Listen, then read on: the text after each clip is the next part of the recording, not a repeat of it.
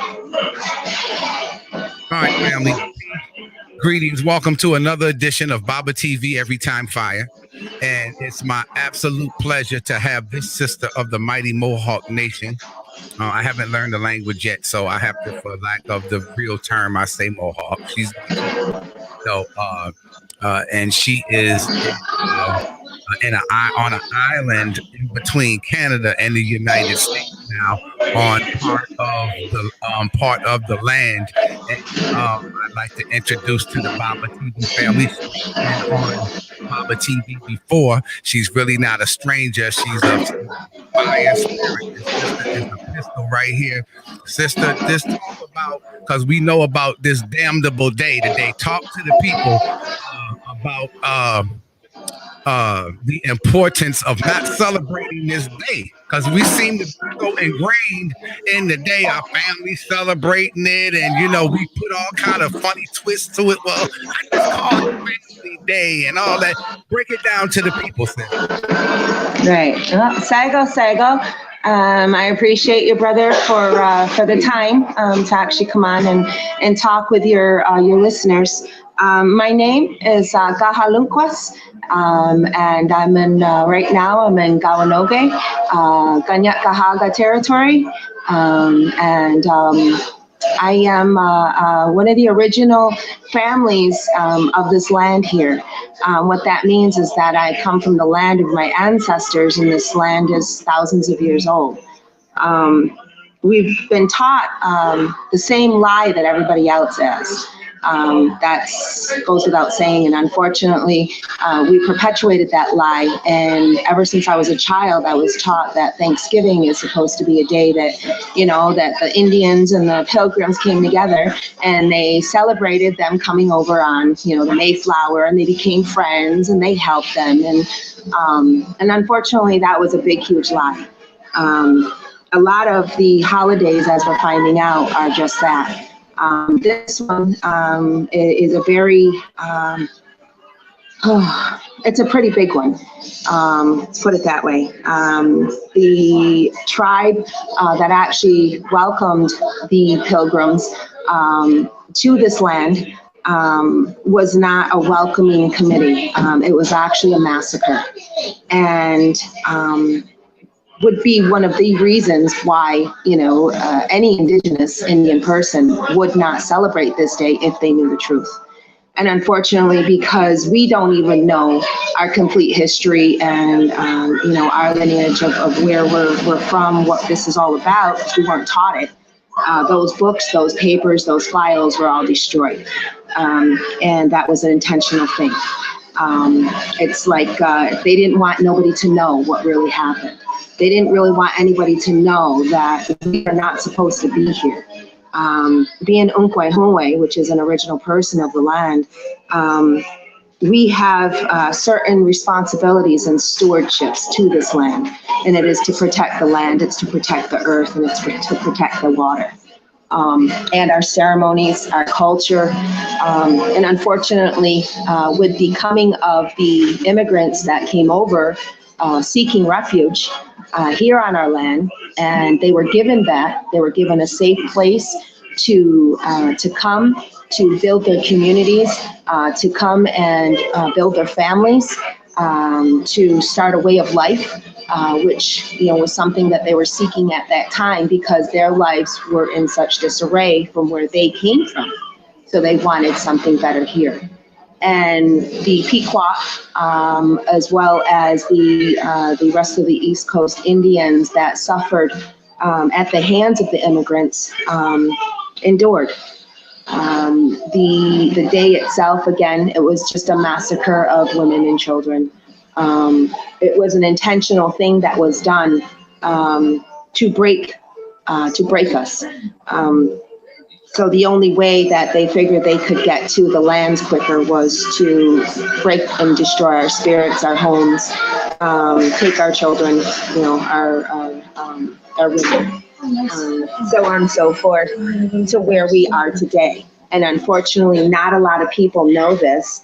Not a lot of people are told the truth as to what this day is. So for a lot of us, this is not a day of celebration.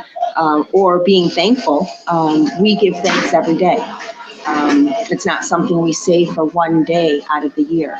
And unfortunately, in the immigrants' world, that is something that is taught to kind of uphold and help them to continue to perpetuate this lie. So we suffer at the hands every year on Thanksgiving Day, and we're reminded of all of the atrocities that are being done to our people, even still. We're reminded that there are still people out there that don't support us. There are still people out there that still have that same mindset as the immigrants that came here. And that is just to take, and consume. And unfortunately, that mindset has even spread over and poisoned our own people. And everything now is being done on completely economic growth. Okay, how can we grow? How can we grow economically? How can, we get our people out of this poverty? What money, where's our funding? How can we get this money? So there are a lot of things at play. This is not just one thing, this is not just one quick fix. Unfortunately, our minds have been poisoned. Our waters are poisoned, our airs are poisoned, and our lands are poisoned. This is the stewardship of the Okwuehnunwe people, and this is the responsibilities that we have. And unfortunately, if we continue to help the immigrants perpetuate a lie, then we're never going to learn the truth. So this needs to be a day of truth, not a day of Thanksgiving, because there isn't very much to be thankful for when you think about what really happened on this day.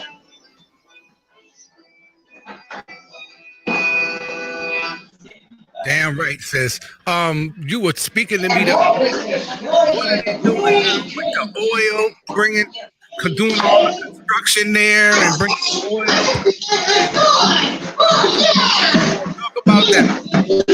All right. Well, right now over in the West Coast and the Wet'suwet'en territory and the Gidima and Fairy Creek, tiny house homes, these are all right now tribes over on the West Coast in the British Columbia area that are fighting to keep the pipelines off of their land. So what is happening is they are taking, literally taking, just going and saying, hey, get off. We have permission from this court, and they said we can be here, so we're going to arrest you because you're violating an injunction. And going in and they're arresting these people. They are taking the land. They are killing the trees. They are taking our last bit of rainforest that we have here that provides everything that we need. They're taking that. Sago. Okay, hang on, I'll be right out. So they're taking that away from us. And they're taking it for their consumption. They're taking it for their commerce. They have right now a standstill with the trains where they are being blocked off to show support for the to show support for the show support for the tribes. Show support for the tribes out there. And unfortunately, it's not getting out in the media. The people are not being made aware of what's really going on because we are only taught to be consumers. If they can get us to forsake what our responsibilities are, then we pretty much are just as colonized as the rest of the immigrants, that we're trying to wake up. Unfortunately, it's not an easy battle either. This is something that's going to continue to move on because right now, even here in my territory, which again is between the United States and Canada, the way it's situated is absolutely mind-blowing because there's probably like 3 different governments here. There is 3 different countries here. There's like 5 different municipalities here. And it's a big mess. This is the only territory that is uniquely situated this way, and for good reason. We are like the lab rats with everything that happens and that's been going on in this society in this day and age. As long as you keep quiet, that means that you agree. So if they can bring all of these projects into this territory and nobody speaks up on them and nobody actually talks about the damages or the disarray or the genocide that's happening, well then by all means, everybody agrees. This is what they look for. They look for your silence. And right now, with everything and the trains being stopped, I'd probably say if I go to take a look out, I'll see in about 2 hours time, I would see probably about a good maybe 10 ships go by. And these are some big ships. And they are full of all kinds of things, all kinds of goods, oils, gas, flammables, you name it. Okay, anything you can put on a ship is definitely what goes through these waters. And as these ships are going through, they're also eroding our territory. They are also contaminating our waters. Our water is not drinkable here. You cannot drink the water here, and you are not supposed to even really take a shower in it because there are so many contaminants in it, and that water goes straight into your body. There has been a huge increase in the amount of our people here that have come down with very rare sicknesses, rare cancers, and a lot of people have already passed because of these cancers, and my family included. I've also, I've lost matriarchs in my family. I lost my matriarch. I lost my head matriarch, my dada. She was 97 years old, and she lived off the land. And unfortunately, because it's so contaminated here, you can't do that anymore. But they don't talk about that. They don't talk about those dangers. So people don't understand that just 3 hours away from where you are, we are so contaminated that it's making us sick. So there is a lot. There's a lot of issues. There are a lot of different things. There is, you have Border Patrol here. You have Border Patrol, you have the tribals, you have the Aquis, you have a new group that they've actually formed that can go cross borders, which was a result of one of the pilot projects that they did up here and nobody said nothing about, so they assumed that it was okay to do it, and they just did it. There's all different kinds of authorities that actually come here and try to have authority on our land. And unfortunately, they have to be reminded that this is Unquehue land and they do not have jurisdiction here. However, we have those in this tribe, okay? Tribe meaning that this is a third-party registered group here, all right? And they're acting on my behalf or people here in the community's behalf. They're acting on our behalf to take care of their fiduciary duty to us. So in order for them to do that, they have all of these decisions that they're making. And those decisions also involve the authority that they give to these outside people. And unfortunately, that almost makes it as though, we are not able to govern ourselves. We're not able to take care of ourselves because we need somebody else to help us. And unfortunately, that's not the case. We are very capable of, taking care of ourselves. We're very capable of living the Guyana Lagoa, which is the Great Binding Law of Peace, which is the supreme law of this land. So if anything, one of the things that needs to really be expressed is that there is no jurisdiction here for outside governments, but that doesn't stop them from taking it. Powerful. On the last note, because I know you have the children, sis, and I don't want to, but on the last note, take us on out of here with the when the conquerors came, they with them. The religion? Yes. Okay. Well, quite honestly, I was taught to always, respect other people's opinions. You respect somebody else and they respect you. You give to somebody what you want them to give to you back. So all my life, I was taught in this manner, to always, just, bite your tongue, just be nice, don't be so cruel, and always think before you speak. Well, unfortunately, we've come to a time and a day and an age now where we can no longer do that, right? We are being forced to partake in cultural things, okay? Other people's culture that is not ours, all right? Christianity is not ours. Catholicism is not ours, all right? And if you ask me, it has no way. It has no place here. And that being said, I know sometimes that can upset people because, they look at that as though, well, that's God and that's okay, well, here, let me break it down to you first and foremost. When you actually have Catholicism or you have Christianity, that is a form of punishment that we, Nkwe received, okay? That was not anything that was said, hey, this is a great thing, why don't you be part of it? No, that was not how that happened. It was, here, you're gonna be part of this, whether you like it or not, and if you don't want to, guess what? We're going to come in and we're going to take your kids. We're going to, take your children. We're going to put them in a residential school, in the boarding school, where they're going to be abused and raped and molested, okay? And we're going to do this all in the name of a church. We're going to do this all in the name of God. So, no, I don't, and a lot of us don't. We don't have that same eye for religion the way a lot of people do. It was forced here. Just like the education system is forced here. This education system is part of what happened to our people in the residential school. So when people say, oh, this is a great education system, no, it's not.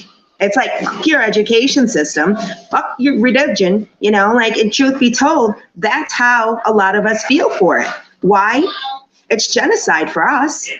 It's not an eye-opening experience for us. So there's a lot there too, and definitely just doesn't belong here.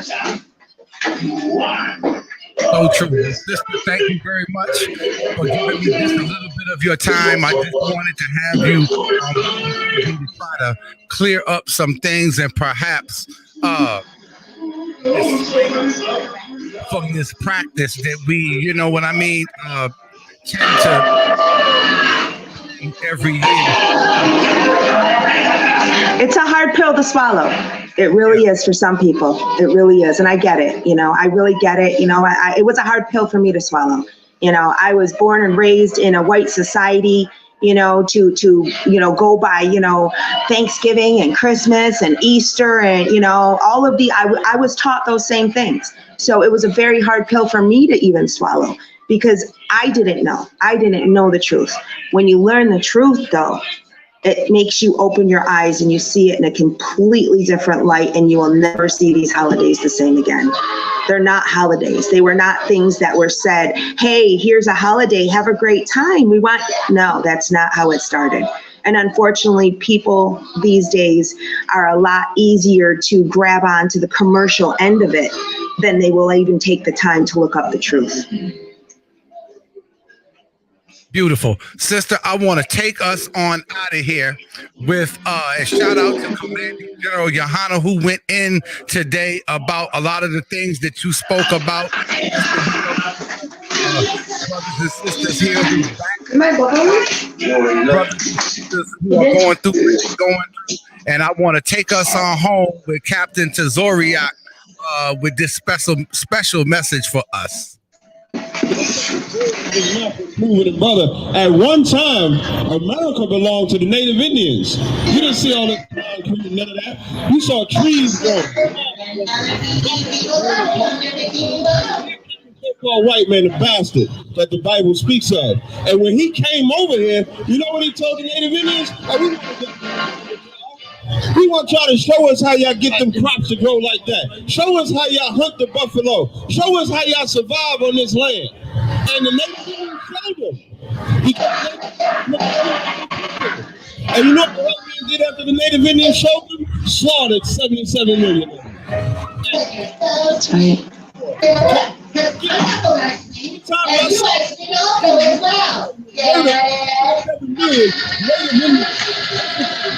about. That's what they thought about the Native Indians. That cranberry sauce y'all love, mama make it all nice for y'all. That's the blood of the Native Indians.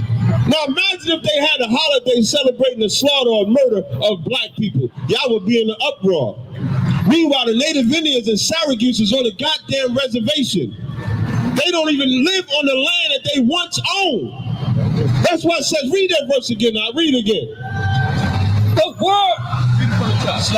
The words of his mouth were smoother than butter. The white man come to y'all today with that smooth talk. Talk about God love everybody. If God love everybody, how come black people on the bottom and white man ain't? Why Hispanic people on the bottom and the white man ain't? If God love everybody and we all created equal, how come we don't all have the same thing? How come only the white man is in power and he destroying every nation he goes into? Not just black people.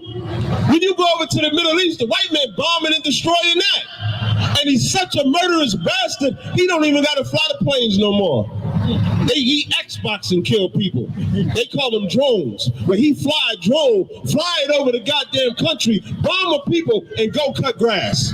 That's what the white man do. That's his day. He go bomb a whole entire nation, but then tell you, oh, you got to forgive. Slavery is in the past. But when them towers fell, what did they say? Go bomb them people. And when they bombed them people, they saying Osama bin Laden and the terrorists is the ones that did it, but the people that they was bombing was innocent of the crime. They ain't the ones flew no planes over there, but they was bombing women, babies, children, and America did not care because they killed their people in America. But when it comes to us speaking up about slavery or what they did to the Native Indians, it's like you gotta let it go. Because the white man is cruel. The white man only respects his pain. He wants the entire earth to cry over 9/11. Wants the entire earth to cry because ICE is chopping white people's heads off. But when you call them on the crimes that they've committed, it's like, oh, we got to let that go. That's why it says they spoke of peace. Read the rest of that scripture. The war was in his heart. But what? War was in his heart. The white man ain't never been about peace a day in his goddamn life. Ever. The only way the white man knows peace is if he conquers that people first. You know why he make treaties with the Arabs today? Because he conquered them. You know why he give y'all welfare, SSI, food programs, whatever it is that he give to you? Because he conquered you. Because he destroyed you. Because he killed 99 million black people. Because he killed 77 million Native Indians. Now, after he does that, what nation gonna fight against him? That's why black people don't know how to fight. That's why black people don't know how to gather themselves together like the scriptures say, because you're trying to get your freedom from a man that will never free you. If I was the so-called white man and I owned slaves, and no matter what I did to them, they came to me, I'd never let you free. Just like the white man ain't gonna never let you free. They stay killing black people. And don't tell me that it's something where you gotta fit in with their society, because Mike Brown was going to college. Mike Brown was going to college, which shows you he was trying to fit in the white man's society and got murdered for jaywalking. That's what Mike Brown got murdered for, jaywalking. He was walking in the middle of the goddamn street, and the cops come and say, get out the middle of the street. He ain't want to get out the middle of the street, and they killed him for jaywalking. So it ain't even about fitting in the white man's society. There ain't no getting along with a goddamn devil. Bringing that up.